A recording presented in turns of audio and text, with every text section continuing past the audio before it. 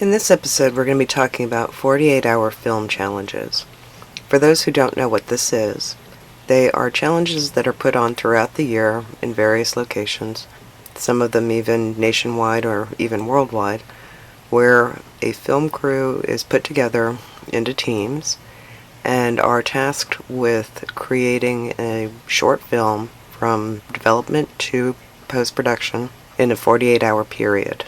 While this sounds like an impossible task to a new filmmaker, it's actually quite easy to do, and people who are very familiar with doing 48s have got it down to practically a science. So in this episode I'm going to talk about how they do it. Now there's an awful lot that goes into making any type of film, no matter if it's 3 minutes long or 3 hours long. So to be able to put an entire film together in just 2 days sounds like a very daunting task. You have to think of several different elements, including where you're going to shoot, how many people you have, who's going to write the script, who's going to edit, who your actors are. Most 48s require certain elements in order to guarantee that the film was made within the time frame, such as they might insist on a particular character and their occupation, or they might insist on a particular prop being put into it. They might insist on a particular line put into the script. This is how they attempt to safeguard that the film was done completely within 48 hours. Now the problem is that most people who are new at 48s will follow the rules to the letter and will spend a lot of time in the early hours of the competition trying to come up with ideas. And if they do it by committee, they're going to be coming up with an awful lot of ideas and it's going to waste an awful lot of time. My suggestion to people who are starting out is designate a screenwriter and let them figure out their script. Don't do it by committee. Filmmaking is never a democracy, and if you try to make it one, you're going to spend way too much time trying to come up with a script incorporating everybody's ideas. Now here's a secret. With people who have been doing 48s for a while, know that a lot is done in preparation. They know that the committees are pretty much bullshit. They know that trying to do everything in development within the 48-hour time frame will eat up your time beyond belief and you'll end up with a really crappy entry. So these are going to be the secrets as to what people usually do when they know that they're going to be entering a 48. People who do 48s a lot usually have a gazillion ideas that they've come up with throughout the year or even years. They might jot these ideas down in a notebook or stick them on their computer somewhere, but they'll come up with a lot of ideas for what can be done for a film that is no longer than maybe 5 or 7 minutes long. This is generally done long before the competition even starts. That way they've already got an idea on hand, so they have a starting point for when they have to figure out what their genre is and what their special elements are in order to make the film for the competition. Sometimes there's even raw scripts out there that are pretty much outlines for what a story can be.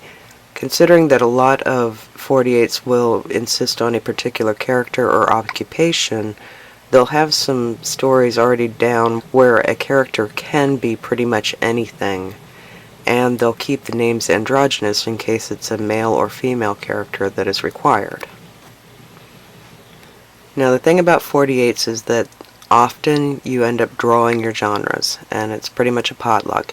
You have no idea what genre you're going to have to do your film in.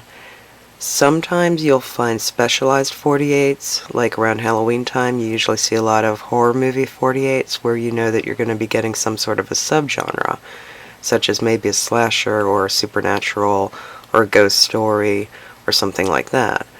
But for the most part, 48s are pretty much drawing out of a hat what your genre is going to be. I've been in a few myself, and I've worked on ones that were action, and I've worked on a musical, if you can believe it. So when people are coming up with their ideas prior to entering 48s, they generally try to make sure that they have at least 1 or 2 ideas in each possible genre, so they have a jumping off point. Location's also something that is usually planned ahead of time. If you know what the dates of the 48 are, you can secure your location weeks beforehand. That also helps your writer figure out what they're going to have to work with. Whether it's an apartment in a big city or on a remote desert island, whatever locations are available to them is going to be the setting of their story. So they're going to have to write around those. At the start of a 48, a lot of teams end up falling behind because of the script. And it's because a lot of them do that democracy thing that really does not work. If you're prepared for a 48 and you have all those notes, you can get a script done in under 4 hours.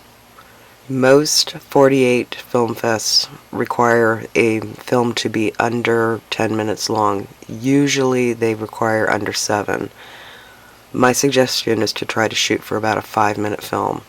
So if you have a quick script written, you have plenty of time to actually shoot it.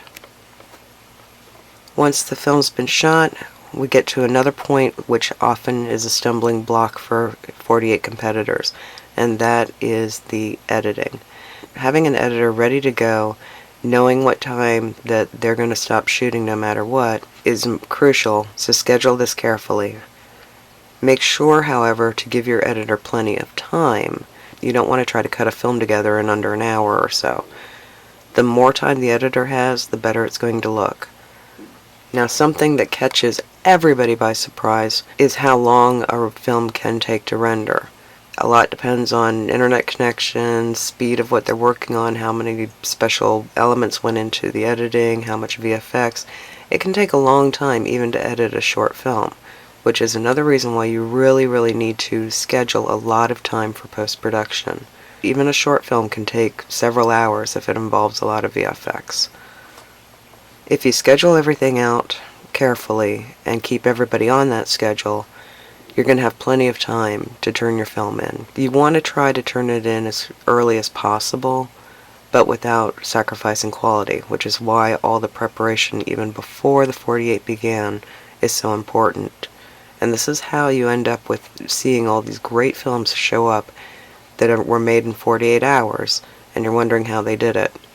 It has everything to do with ideas ahead of time and careful planning and scheduling. But by far the biggest problem I've seen with teams is right there at the beginning when it comes to writing the script. I have actually seen teams who have spent an entire day trying to figure out their script, which left them very little time for shooting and post-production, and a lot of the times they end up not making the finish line. Another mistake I've seen with 48s is that they decide while they're shooting quickly that anything that they miss, instead of reshooting the scene, they assume that you can fix it in post. But if you don't give your editor enough time to even attempt to fix it, it's not going to work. So, careful planning, make sure that everybody has enough time to do what they need to do, keep the script short, and make sure your editor has plenty of time to fix anything that you missed, if possible, and get it rendered. So 48-hour film fests, while it sounds like they should be done completely in 48 hours, are usually planned ahead by teams that are experienced in them.